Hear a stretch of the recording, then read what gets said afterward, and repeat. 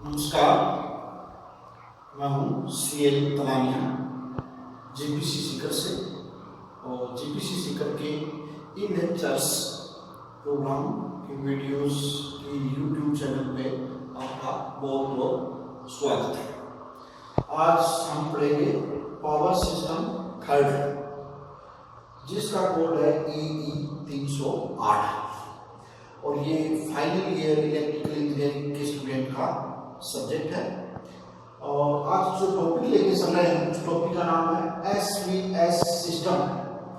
SVS का जो static var system, static VAR system, यानी कि अगर रिएक्टिव पावर को बढ़ाना है, कम करना है, ये अपने ब्रिज सिस्टम ट्रांसमिशन लाइन में ये काम आता है। तो ये SVS सिस्टम क्या है कि जैसे आपकी लाइन है EHV, extra high voltage transmission line. अब जब इसका जो बस बार है, बस बार, उस बस बार का वोल्टेज, आपका जो रेफरेंस वोल्टेज है, रेफरेंस वोल्टेज, बस बार का जो रेफरेंस वोल्टेज है वो रेफरेंस वोल्टेज से अगर कम हो जाता है, कम हो जाता है तो हम इसके लिए रिएक्टिव VAR सिस्टम यानी इंडक्टिव, जो इंडक्टिव VAR हम यूज करते हैं उसको कम करने के लिए। अगर रेफरेंस वोल्टेज से बस बार का वोल्टेज ज्यादा होता है तो हम उसको कम करने के लिए इंडक्टिव रिएक्टर या कंपनसेटर काम में लेते हैं। अगर रेफरेंस वोल्टेज से बस बार का वोल्टेज कम हो जाता है तो हम कैपेसिटिव रिएक्टर यूज करते हैं, कैपेसिटिव जो कंपनसेटर है वो यूज करते हैं। और इनके अंदर हम जो स्विचिंग करते हैं वो SCR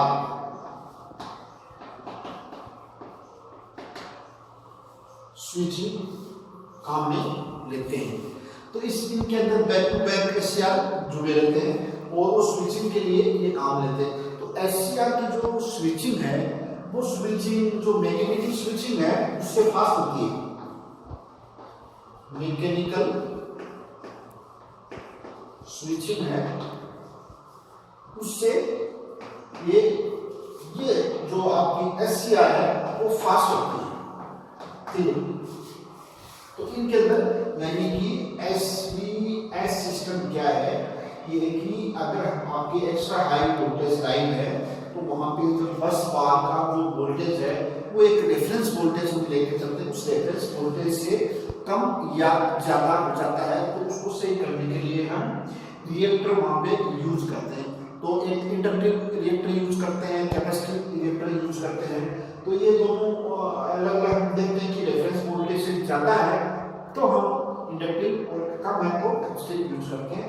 और उनके लिए स्विचिंग के लिए SCR स्विचिंग यूज करते हैं जो कि मैग्नेटिक स्विचिंग से फास्ट होती है। अब क्या है कि ये जो SVS सिस्टम है ये अलग अलग टाइप के होता है। तो यहाँ पे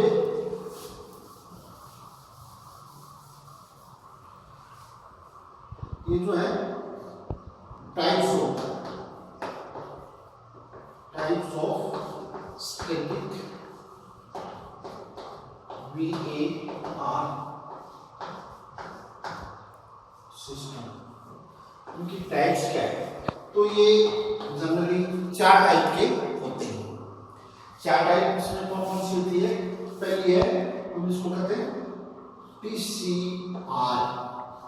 PCR इसका मतलब है THY थेरिस्टर कंट्रोल रिएक्टर। दूसरा है TSC यानी कि थेरिस्टर स्विच कैपेसिटर।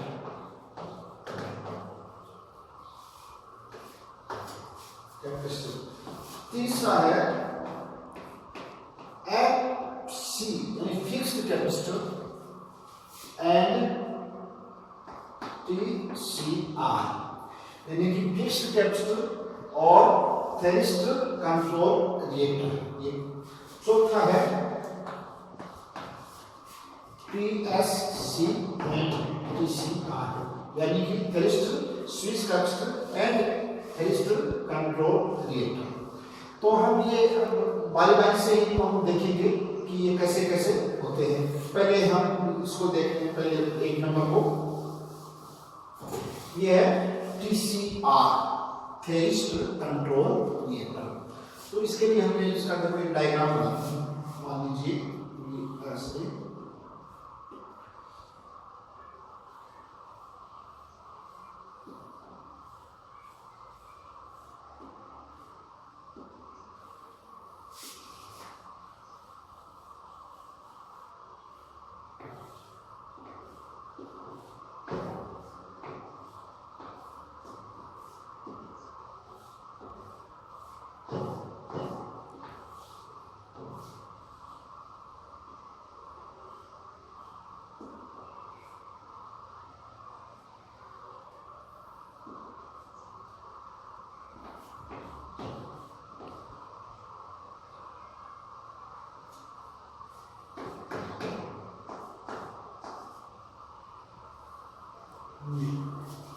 तो ये है आपका थेरिस्टर कंट्रोल रिएक्टर। इसमें क्या करते हैं कि ये यहाँ पे रिएक्टर लगा हुआ है। अब इस रिएक्टर के अंदर धारा का हम कंट्रोल करना होता है, और इस धारा को कंट्रोल करने के लिए इसके साथ सीरीज में बैक टू बैक एससीआर जुड़े हुए हैं। ये बैक टू बैक के साथ जुड़े हुए हैं, इनसे हम इसकी धारा को कंट्रोल किया जाता है। इसको कंट्रोल करने के लिए हम क्या करते हैं कि यहाँ पे हम एससीआर काम में लेते हैं। तो एससीआर की जो इसको ट्रिगरिंग करने के लिए फायरिंग एंगल है वो उसको चेंज करना होता है। तो फायरिंग एंगल को कंट्रोल करते हैं, और फायरिंग एंगल को कंट्रोल करके इसकी धारा को कंट्रोल कर सकते हैं। तो धारा को कंट्रोल करके और इस रिएक्टर का ये VAR हम कंट्रोल कर सकते हैं। तो इसको मिला के क्या ये रिएक्टर लगा हुआ है, और इस रिएक्टर में धारा का कंट्रोल, ये दोनों जो एससीआर लगे हुए हैं, इसका फायरिंग एंगल को हम कंट्रोल करते हैं, और उस कंट्रोल करके धारा को कंट्रोल कर सकते हैं, और VAR को भी कंट्रोल कर सकते हैं। तो ये था TCR यानी थेरिस्टर कंट्रोल रिएक्टर। अब इसके बाद में दूसरा देखते हैं, वो है TSC यानी कि थेरिस्टर स्विच कंट्रोल।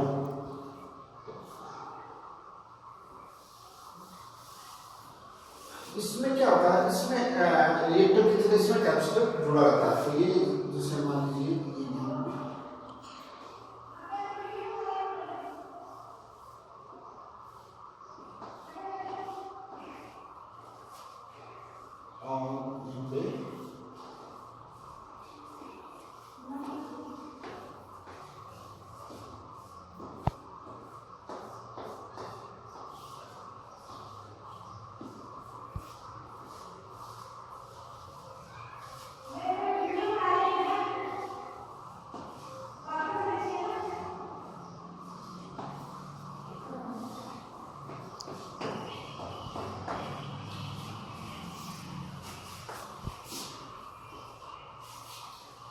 ये है TSC थेरिस्टर स्विच कंट्रोल। तो इसमें क्या है कि ये यहाँ पे कैपेसिटिव रिएक्टेंस इसमें लगाया जाता है।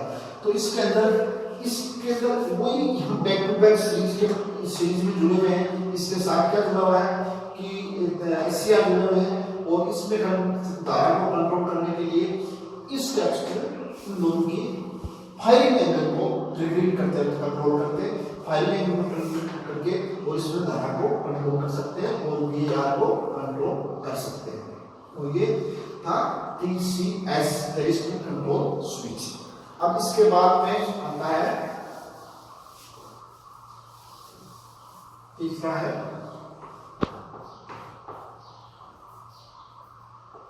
FC and TCR VAR system. तो इसमें क्या है FC और FC का मतलब फिक्स्ड कैपेसिटर थेरिस्टर कंट्रोल रिएक्टर। तो इसके अंदर हम ऐसे क्या करते हैं, इसके अंदर देखो इसमें ये लाइन ट्रांसमिशन लाइन है, HV ट्रांसमिशन HV लाइन, और इसके अंदर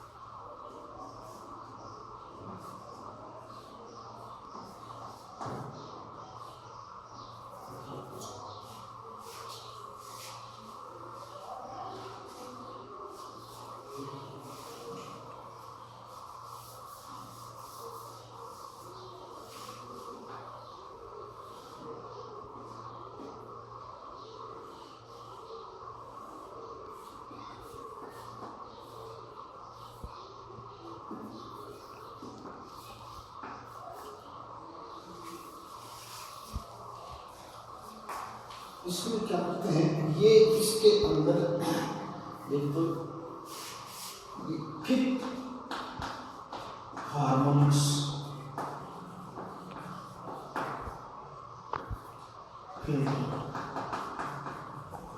ये सेवंथ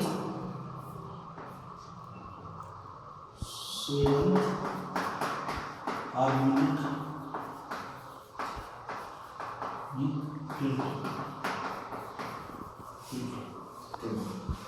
तो इसके अंदर फिक्स कैपेसिटर लगाया जाता है, और ये इसके अंदर भी ये जो इसके साथ में जो जुड़े होता है कैपेसिटर और थेरिस्टर, इसका दोनों रिएक्टर जो जिसकी अगर हमें कैपेसिटर के लिए कैपेसिटर रीडिंग के लिए काम आता है, और ये जो रिएक्टर है ये सतत उसको कंटिन्यू रिएक्टर पावर देने के लिए काम आता है।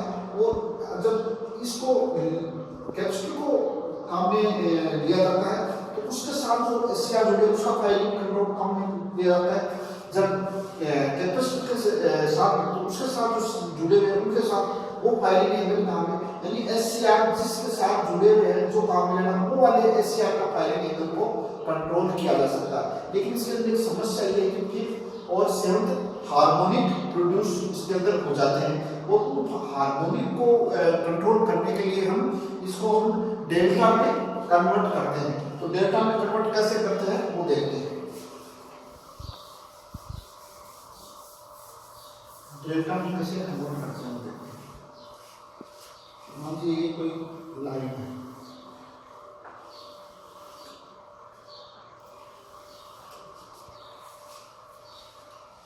तो जहां से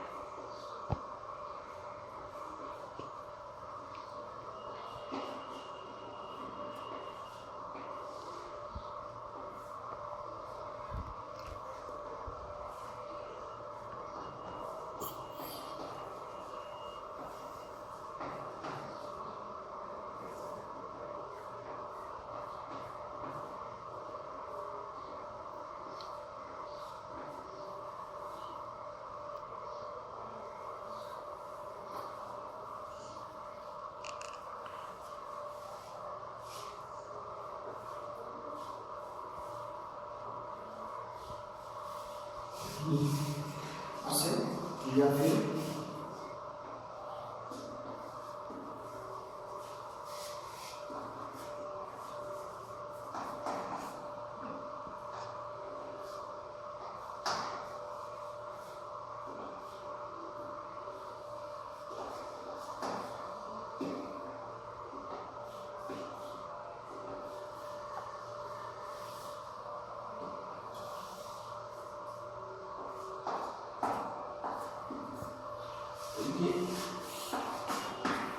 डेल्टा कनेक्शन।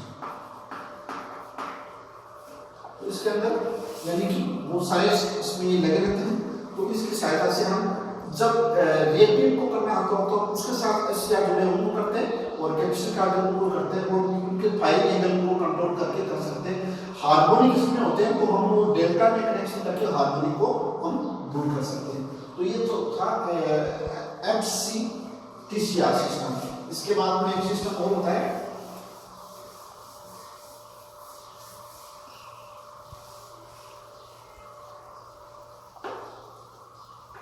TSC और TCR BAR सिस्टम। इसमें क्या होता है, इसमें बहुत सारे समूह लगे रहते हैं, इसके अंदर बहुत सारे समूह लगे रहते हैं इसके अंदर। तो इसके अंदर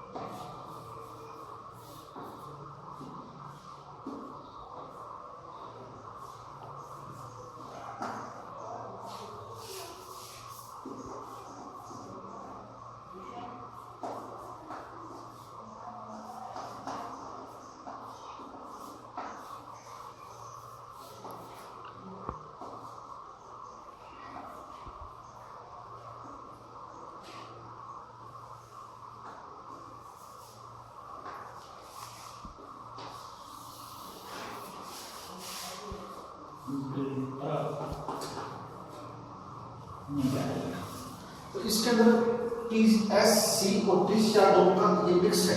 इसके अंदर क्या अनेक समूह लगे होते हैं, इसके कैपेसिटर के भी और इलेक्ट्रिक रिएक्टर के भी बहुत सारे समूह लगे होते हैं। तो जिस समूह को जिसके लिए धारा कंट्रोल करने के सब के अंदर बैच एससीआर जुड़ लेते हैं। अगर हमें रिएक्टर वाले को इलेक्ट्रिक रिएक्टर को करना तो उसके फायरिंग एंगल को कंट्रोल करेंगे और उसके करना तो उसको करेंगे, अगर कैपेसिटी को करना तो। और इस तरीके से हम ये कर सकते हैं।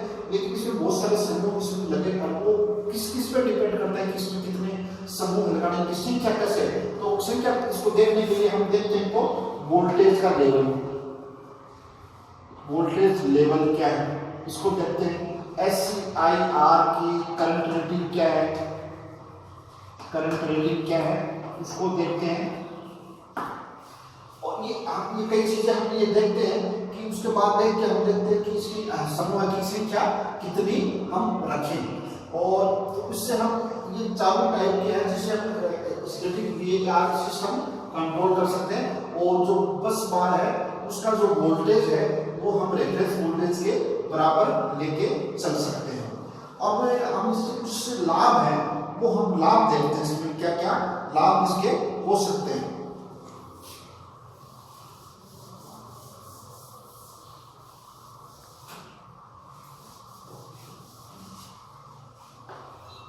SVS के लाभ या एडवांटेज। तो पहला तो क्या है कि इसमें ट्रांसमिशन की कैपेसिटी बढ़ जाती है।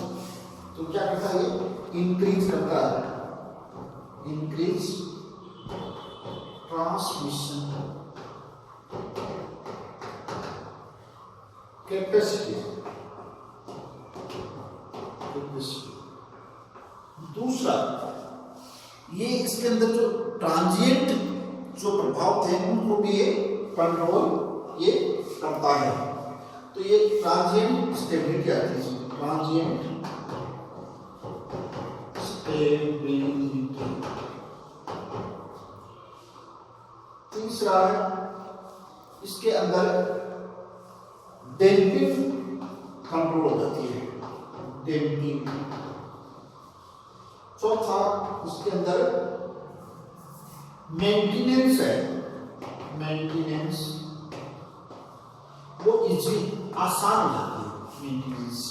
और मेंटेनेंस के साथ साथ साथ इसमें जो पावर फैक्टर है, पावर फैक्टर वो भी इंप्रूव होता है, पावर फैक्टर इंप्रूव होता है। इस लाभ में क्या, ट्रांसमिशन जो कैपेसिटी है उसको इंक्रीज करता है, ट्रांजिएंट स्टेबिलिटी करता है, डैम्पिंग करता है, मेंटेनेंस इजी कर देता है और पावर फैक्टर इंप्रूव करता है। तो ये था आपका एसवीएस सिस्टम या स्टैटिक वार सिस्टम। तो ये इसमें एग्जाम में आता कई बार कि write short note on SVS system या स्टैटिक वार सिस्टम। तो ये आपको इससे लगता है कि थोड़ा बहुत से आपका वीडियो से फायदा होगा, तो आप उसको देखें। धन्यवाद।